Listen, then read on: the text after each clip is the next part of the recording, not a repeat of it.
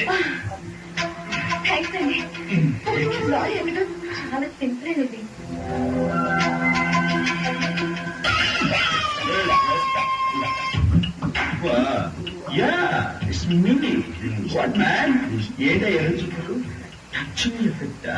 నా ఎఫెక్ట్ సరే, నీ ఎఫెక్ట్ ఏంటి? లెక్కర్ వేసుకుని అసహ్యంగా.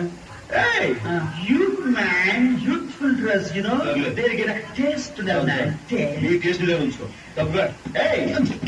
ఏంటి వాయిస్ ఫీల్ కుర్రకాన్ని బండి ఎక్కించుకున్నావునా?